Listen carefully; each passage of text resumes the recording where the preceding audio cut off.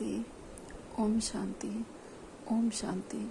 हम सभी अपने आत्मिक स्वरूप में स्थित होकर बहुत ही ध्यान से और एकाग्रता से अपने परमपिता परमात्मा के महावाक्यों को सुनेंगे और स्वयं में धारण करेंगे। ओम शांति। आज 9 अगस्त 2024 की बाबा की साकार वाणी है। बाबा कहते हैं, मीठे बच्चे, यह ब्रह्मा है सतगुरु की दरबार। इस प्रकृति में सतगुरु विराजमान है, वही तुम बच्चों की सदगति करते हैं। आज का प्रश्न है, बाप अपने बच्चों को किस गुलामी से छुड़ाने आए हैं? उत्तर में बाबा कहते हैं, इस समय सभी बच्चे प्रकृति और माया के गुलाम बन गए हैं। बाप अभी इस गुलामी से छुड़ाते हैं। अभी माया और प्रकृति दोनों ही तंग करती है, कभी तूफान कभी फैमन है। फिर तुम ऐसे मालिक बन जाते हो जो सारी प्रकृति तुम्हारी गुलाम रहती है, माया का वाड़ भी नहीं होता। बाबा कहते हैं, बाबा हमें प्रकृति और माया की गुलामी से छुड़ाने के लिए आए हैं। बाबा इसी समय संगम युग पर ही हमें इस गुलामी से छुड़ाते हैं। अभी हम माया और प्रकृति दोनों ही हम बच्चों को तंग करती है। कभी तूफान माया के आते रहते हैं, प्रकृति के आते रहते हैं। प्रकृति का कुछ न कुछ आते ही रहता है। अगर ठंड है तो बहुत ज़्यादा ठंड को लेके हम लोग परेशान हो जाते हैं, योग नहीं कर पाते। और कभी माया के तूफान तो आते ही रहते हैं। तो बाबा कहते हैं कि इसी समय में बाबा हमें इन प्रकृति और माया से छुड़ाते हैं और प्रकृति भी हमारी गुलाम बन जाती है। हम प्रकृति पति बन जाते हैं, माया जीत बन के हम जगत जीत बनते हैं। माया भी वार नहीं कर पाती जब हम बाबा का ज्ञान स्वयं में धारण करते हैं और योग लगाते हैं। तो ओम शांति। मीठे मीठे रूहानी बच्चे समझते हैं कि रूहानी बाप भी है, सुप्रीम शिक्षक भी है। वह विश्व के आदि मध्य अंत का राज समझाते हैं, फिर सुप्रीम गुरु भी हैं। तो यह हो गई सतगुरु की दरबार।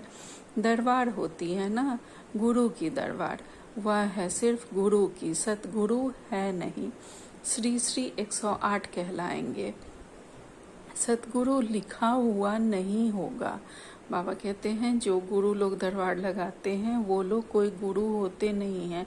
वो लोग स्वयं को ही श्री श्री 108 कहलाना शुरू कर देते हैं, जबकि ऐसे होते नहीं। बस नाम में वह खुद को ही बहुत महान दिखाने लगते हैं। तो बाबा कहते हैं, वो लोग सिर्फ गुरु ही कहते हैं। यह है सतगुरु। पहले बाप, फिर टीचर, फिर सतगुरु। सतगुरु ही सदगति देते हैं। सतयुग त्रेता में तो फिर गुरु होते नहीं, क्योंकि सब सदगति में है। एक सतगुरु मिलता है तो बाकी सब गुरुओं का नाम खल्लास हो जाता है। सुप्रीम हुआ सब गुरुओं का गुरु। जैसे पतियों का पति कहते हैं ना, सबसे ऊंच होने के कारण ऐसा कहते हैं।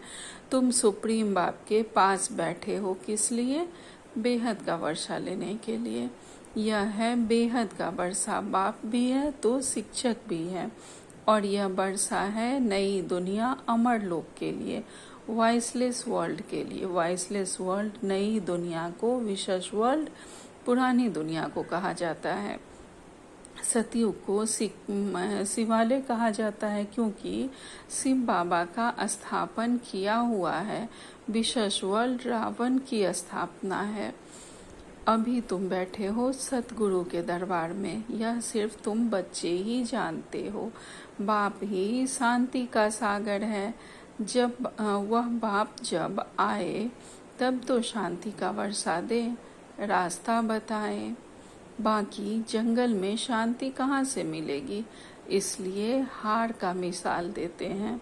शांति तो आत्मा के गले का हार है, अर्थात आत्मा का स्वधर्म है शांति। फिर जब रावण राज्य होता है तो अशांति होती है। जब हम अपने मूल स्वरूप को भूल जाते हैं तब हम आत्माएं अशांत हो जाती हैं। और कोई जो साधु सन्यासी जंगलों में जाके तप करते हैं तो बाबा कहते हैं, वहाँ शांति कहाँ से आए? शांति तो तुम्हारे अंदर है, लेकिन हम अपने स्वधर्म को भूले हुए हैं। शांति हम आत्माओं के गले का हार है, वह हमारे में स्थित ही है। लेकिन रावण राज्य से हम में विस्मृति हो जाती है। बाबा कहते हैं उनको तो कहा जाता है सुख धाम शांति धाम, वहाँ दुख की कोई बात नहीं। महिमा भी सदैव सद्गुरु की करते हैं। गुरु की महिमा कभी सुनी नहीं होगी। ज्ञान का सागर वह एक ही बाप है, ऐसे कभी गुरु की महिमा सुनी है नहीं। वह गुरु लोग जगत के पतित पावन हो नहीं सकते। वह तो एक ही निराकार बेहद के बड़े बाबा को कहा जाता है। तुम अभी संगम युग पर खड़े हो। एक तरफ है पतित पुरानी दुनिया, दूसरी तरफ है पावन नई दुनिया। पतित दुनिया में गुरु तो ढेर हैं, आगे तुमको इस संगम युग का पता नहीं है। इससे पहले यहाँ आने से पहले तो हम इस संगम युग को जानते ही भी नहीं थे। हम जानते थे कि अभी कलयुग चल रहा है। तो बाबा कहते हैं अब बाप ने समझाया है, यह है पुरुषोत्तम संगम युग। इसके बाद फिर सतयुग में आना है। चक्र फिरता रहता है, यह बुद्धि में याद रहना चाहिए। हम सब भाई भाई हैं, तो बेहद के बाप से वर्षा जरूर मिलता है। यह कोई को पता नहीं। कितने बड़े बड़े पोजीशन वाले मनुष्य हैं, परंतु जानते कुछ नहीं। बाप कहते हैं मैं तो तुम सबकी सद्गति करता हूँ। अभी तुम सेंसिबल बने हो, पहले तो कुछ भी पता नहीं था। इन देवताओं के आगे जाकर तुम कहते थे हम सेंसलेस हैं, हमारे में कोई गुण नहीं है, आप तरस करो। अब यह देवताओं के चित्र तरस क्या करेंगे, वह जानते ही नहीं रहमदिल कौन है। कहते भी हैं ओ गॉड फादर रहम करो। कोई भी दुख की बात आती है तो बाप को जरूर याद करते हैं। अभी तुम ऐसे नहीं कहेंगे। बाप तो विचित्र है, वह सामने बैठे हैं, तब तो नमस्ते करते हैं। तुम सब हो चित्रधारी और मैं हूँ विचित्र। मैं कभी चित्र धारण नहीं करता, अर्थात बाबा का कोई स्वरूप नहीं है। बाबा हमारे निराकार हैं। मेरे चित्र का कोई नाम बताओ, बस सिर्फ बाबा ही कहेंगे मैंने यह लोन लिया है। सो भी पुराने ते पुरानी जुत्ती, उसमें ही मैं आकर प्रवेश करता हूँ। इस शरीर की महिमा कहाँ करते हैं, वह तो पुराना शरीर है, एडॉप्ट किया है, तो महिमा करते हैं क्या? नहीं, यह तो समझाते हैं ऐसे था, अब फिर मेरे द्वारा गोरा बन जाएगा। अब बाप कहते हैं मैं जो सुनाता हूँ उस पर जज करो। अगर मैं राइट हूँ तो राइट को याद करो, उनका ही सुनो, अनराइटियस सुनो ही नहीं। उनको इविल कहा जाता है। Talk no evil, see no evil, hear no evil. इन आँखों से जो कुछ देखते हो इनको भूल जाओ। अभी तो जाना है अपने घर, फिर वापस सुख धाम में आएंगे। बाकी तो यह सब जैसे कि मरे पड़े हैं, टेम्पररी है। ना यह पुराने शरीर होंगे, ना पुरानी दुनिया होगी। जब सतयुग की स्थापना होगी, हम पुरुषार्थ कर रहे हैं नई दुनिया के लिए। फिर वर्ल्ड की हिस्ट्री ज्योग्राफी रिपीट होगी। तुम अपना राज्य भाग ले रहे जानते हो कल्प कल्प। ओम शांति। बाबा कहते हैं ना यह पुराने शरीर होंगे, ना यह दुनिया होगी। जब नई दुनिया की स्थापना होगी, हम पुरुषार्थ कर रहे हैं नई दुनिया के लिए। फिर वर्ल्ड की हिस्ट्री ज्योग्राफी रिपीट होती है। तुम अपना राज्य भाग ले रहे हो, जानते हो कल्प कल्प बाप आते हैं राज्य भाग देने। तुम भी कहते हो बाबा कल पहले भी मिले थे, वर्षा लिया था, नर से नारायण बने थे, बाकी सब एक जैसा मर्तबा तो पा नहीं सकते हैं, नंबरवार तो होते हैं। यह है स्पिरिचुअल यूनिवर्सिटी। स्पिरिचुअल फादर पढ़ाने वाला है, बच्चे भी पढ़ाते हैं। कोई प्रिंसिपल का बच्चा होता है तो वह भी सर्विस में लग जाता है, स्त्री भी पढ़ाने लग जाती है, बच्ची भी अच्छी रीति पढ़े तो पढ़ा सकती है, परंतु वह दूसरे घर चली जाती है। यहाँ तो कायदा नहीं है बच्चियों को नौकरी करने की। नई दुनिया में पद पाने का सारा मदार है इस पढ़ाई पर। इन बातों को दुनिया नहीं जानती, लिखा हुआ है भगवानुवाच। हे बच्चों, मैं तुमको राजाओं का राजा बनाता हूँ, कोई मॉडल थोड़े ही बनाता हूँ। जैसे देवियों के चित्र बनाते हैं, तुम तो पढ़कर वह पद पाते हो, वह तो मिट्टी के चित्र बनाते हैं पूजा के लिए।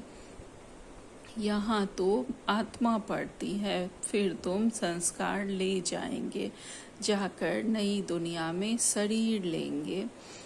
दुनिया खत्म नहीं होती है, सिर्फ एज बदलती है।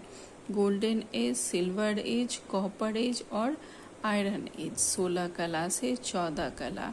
दुनिया तो वहीं चलती रहती है, नई से पुरानी होती है।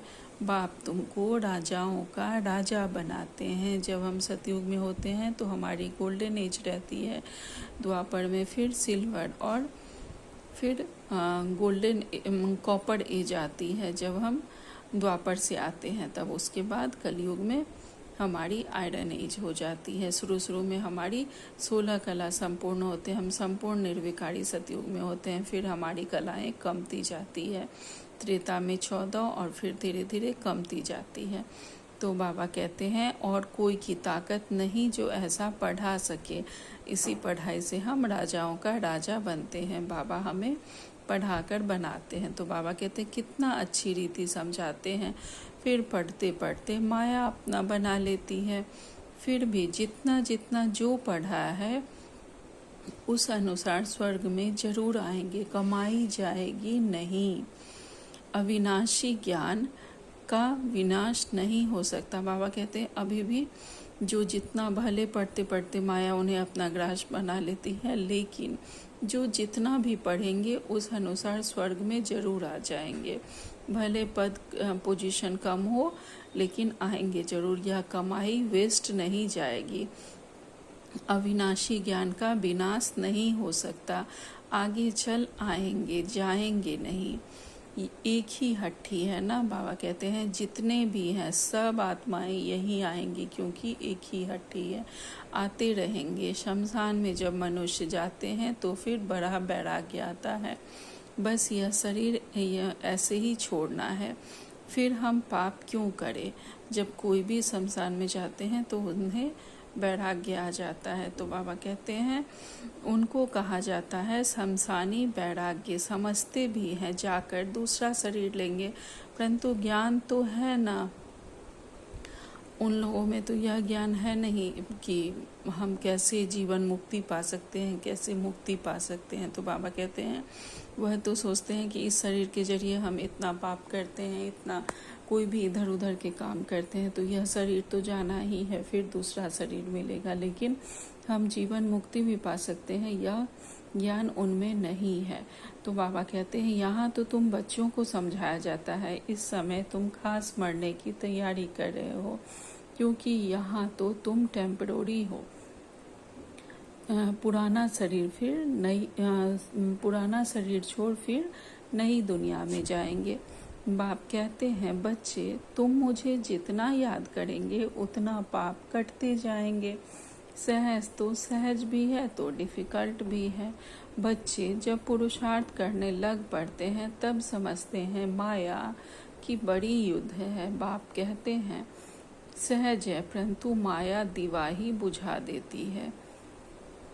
हम बच्चे जब पुरुषार्थ करने लगते हैं तो कहते हैं हमें लगता है कि माया से बड़ी युद्ध हमें करनी पड़ती है, लेकिन बाबा कहते हैं कि बच्चे बहुत सहज है, लेकिन माया ऐसी है जो दिवाही बुझा देती है। कुछ न कुछ पेपर आते हैं और हम माया के बस हो जाते हैं। तो बाबा कहते हैं गुलाब कावली की कहानी है ना, माया बिल्ली दिवा बुझा देती है। यहाँ सब माया के गुलाम है, फिर तुम माया के गुलाम बनाते हो। यहाँ पहले तो माया हमें गुलाम बनाती है, फिर जब हम माया जीत बन जाते हैं तो माया को हम अपना गुलाम बना लेते हैं।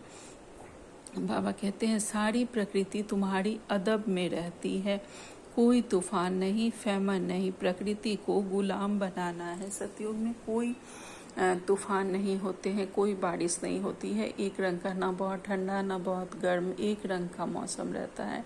तो बाबा कहते हैं हम प्रकृति जीत बन जाते हैं, प्रकृति को गुलाम बनाना है, वहाँ कभी भी माया का वार नहीं होगा।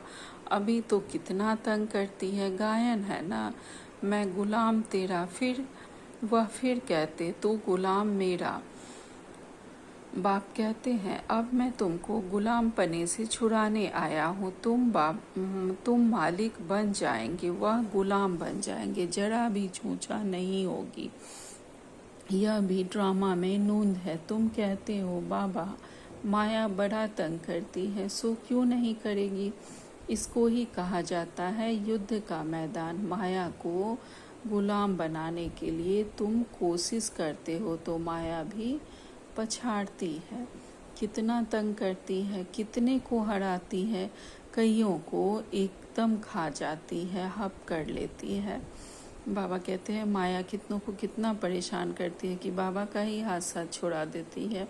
तो बाबा कहते हैं भल स्वर्ग के मालिक बनते हो, परंतु माया तो खाती रहती है, उनके जैसे पेट में पड़े हैं, फिर पुछड़ी निकली है, बाकी सारा उनके अंदर है, जिसको दुबन दलदल भी कहते हैं। कितने बच्चे दुबन में पड़े हुए हैं, जरा भी याद नहीं कर सकते, जैसे कछुए का भ्रमरी का मिसाल है। ऐसे तुम भी कीड़ों को भू भू कर क्या से क्या बना सकते हो, एकदम स्वर्ग का परिजादा। सन्यासी भल भ्रमरी का मिसाल देते हैं, परंतु वह कोई भू भू कर बदलते थोड़े ही हैं, बदली होती है संगम पर। अभी यह है संगम युग। तुम शूद्र से ब्राह्मण बने हो, तो जो भिखारी मनुष्य हैं उन्हों को तुम ले आते हो। कीड़ों में भी कोई भ्रमरी बन जाते हैं, तो कोई सड़ जाते हैं, तो कोई फिर अधूरे रह जाते हैं। बाबा ने यह बहुत देखे हैं, यहाँ भी कोई अच्छी रीति पढ़ते हैं, ज्ञान के पंख जम जाते हैं, कोई को आधा में ही माया पकड़ लेती है, तो कच्चे ही रह जाते हैं। तो यह मिसाल भी अभी के हैं, वंडर है ना। भ्रमरी कीड़े को ले आकर आप सामान बनाए, यह एक ही है जो आप सामान बनाते हैं। दूसरा सर्प का मिसाल देते हैं, सतयुग में बस एक खाल छोड़ दूसरी ले लेते हैं, झट साक्षात्कार होता है। अब शरीर छोड़ने वाले हैं, सतयुग में जब शरीर छोड़ते हैं तो पहले ही साक्षात्कार हो जाता है। आत्मा निकल दूसरे गर्भ महल में बैठती है, यह भी एक मिसाल देते हैं। गर्भ महल में बैठा था, उनको बाहर निकलने की दिल नहीं होती थी, फिर भी बाहर तो आना है जरूर। अभी तुम बच्चे हो, संगम युग पर ज्ञान से ऐसे पुरुषोत्तम बनते हो। भक्ति तो जन्म जन्मांतर की, फिर जिन्होंने जास्ती भक्ति की है वही आकर नंबरवार पुरुषार्थ अनुसार पद पाएंगे। अभी तुम्हारी बुद्धि में सारा ज्ञान है, बाकी शास्त्रों का ज्ञान को ज्ञान नहीं है, बाकी शास्त्रों का ज्ञान और कोई भी ज्ञान नहीं है। जो ज्ञान अभी बाबा हमें दे रहे हैं वही ज्ञान सच्चा ज्ञान है। तो बाबा कहते हैं वह तो है भक्ति, उनसे कोई सदगति नहीं होती। सदगति माना वापिस घर जाना, घर में कोई जाता नहीं। बाप खुद कहते हैं मेरे साथ कोई मिलता नहीं, पढ़ाने वाला साथ ले जाने वाला भी चाहिए ना। बाप को कितना ख्याल रहता है, 5000 वर्ष में बाप एक ही बार आकर पढ़ाते हैं। तुम घड़ी घड़ी भूल जाते हो कि हम आत्मा हैं, यह एकदम पक्का कर लो। हम आत्माओं को बाप पढ़ाने आए हैं, इसको कहा जाता है स्पिरिचुअल नॉलेज। सुप्रीम रूह यह रूहों को नॉलेज देते हैं। संस्कार भी आत्मा में रहते हैं, शरीर तो खत्म हो जाता है, आत्मा अविनाशी है। तो यह ब्रह्मा की भ्रिकुटी है, सतगुरु का दरबार। यह इस आत्मा का भी दरबार है। फिर सतगुरु ने भी आकर इनमें प्रवेश किया है। इसको रथ भी कहते हैं, दरबार भी कहते हैं। तुम बच्चे स्वर्ग की गेट खोल रहे हो श्रीमत पर। जितना अच्छी रीति पढ़ेंगे उतना सतयुग में ऊंच पद पाएंगे। तो पढ़ना चाहिए। टीचर के बच्चे तो बहुत होशियार होते हैं, परंतु कहते हैं ना, घर की गंगा का रिगार्ड नहीं। बाबा का देखा हुआ है, सारे शहर का किचरा गंगा में पड़ता है। फिर उनको पतित पावनी कहेंगे। मनुष्यों की बुद्धि देखो कैसी हो गई है। देवियों को सजाकर पूजा आदि कर फिर डुबो देते हैं। कई तो उस पर पांव रखकर भी डुबोते हैं। बंगाल में पहले रिवाज था, किसी के प्राण निकलने का होता तो उसको झट गंगा पर ले जाते थे और पानी में डाल हरि बोल कर मुख में पानी डालते रहते थे। ऐसे प्राण निकाल देते थे। वंडर है ना, अभी तुम बच्चों की बुद्धि में चढ़ाई उतराई का पूरा ज्ञान है। नंबर 1 पुरुषार्थ अनुसार। अच्छा, मीठे मीठे से खिलते बच्चों प्रति माता पिता बाप दादा का याद प्यार और गुड मॉर्निंग। रूहानी बाप की रूहानी बच्चों को नमस्ते। हम सब रूहानी बच्चों की रूहानी माता पिता बाप दादा को याद प्यार, गुड मॉर्निंग और नमस्ते नमस्ते नमस्ते। शुक्रिया मेरे मीठे प्यारे बाबा, आपका लाख लाख शुक्रिया।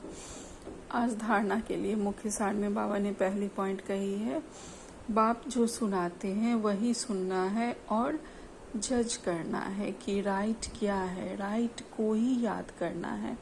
अनराइटियस बात को ना सुनना है, ना बोलना है, ना देखना है।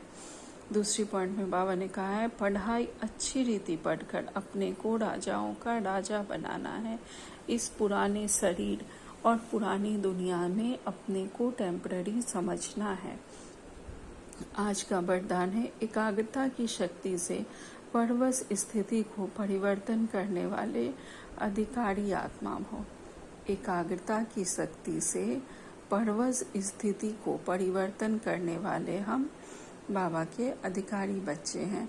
ब्राह्मण अर्थात अधिकारी आत्मा कभी किसी के परवश नहीं हो सकती। हम सदा बाबा के ज्ञान के बस होते हैं, बाबा की श्रीमत पर चलते हैं।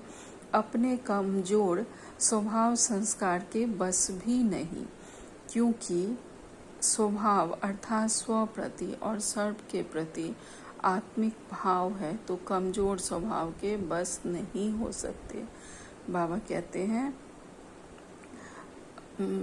अगर हमारा कमजोर स्वभाव संस्कार के बस भी नहीं है, क्योंकि स्वभाव अर्थात स्व के प्रति और सर्व के प्रति आत्मिक भाव है, तो कमजोर स्वभाव के बस नहीं हो सकते। अगर हम एक दूसरे को आत्मिक रूप में देखेंगे, आत्मा भाई भाई के रूप में देखेंगे, तो कभी हम कमजोर स्वभाव के बस नहीं हो सकते। और अनादि आदि संस्कारों की स्मृति से कमजोर संस्कार भी सहज परिवर्तन हो जाते हैं।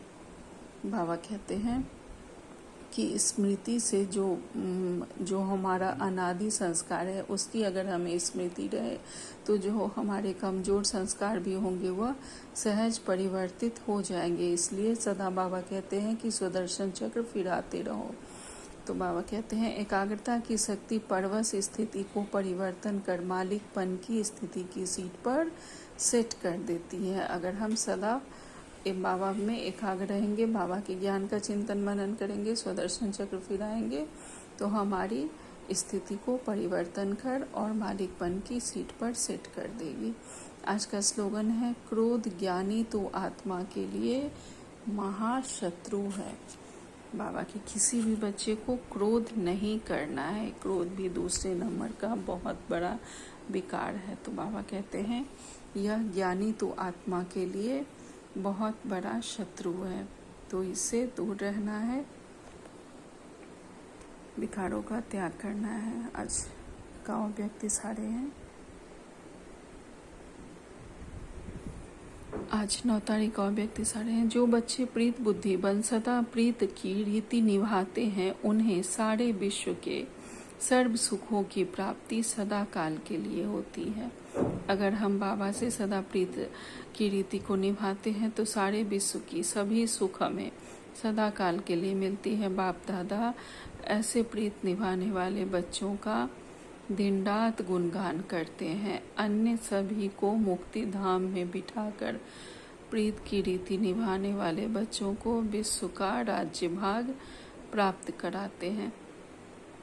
बाबा कहते हैं और सभी को बाबा मुक्ति धाम में बिठाकर और प्रीत की रीति निभाने वाले अर्थात ब्राह्मण बच्चों को विश्व का राज्य भाग प्राप्त कराते हैं। अच्छा, ओम शांति, ओम शांति, ओम शांति। शुक्रिया बाबा।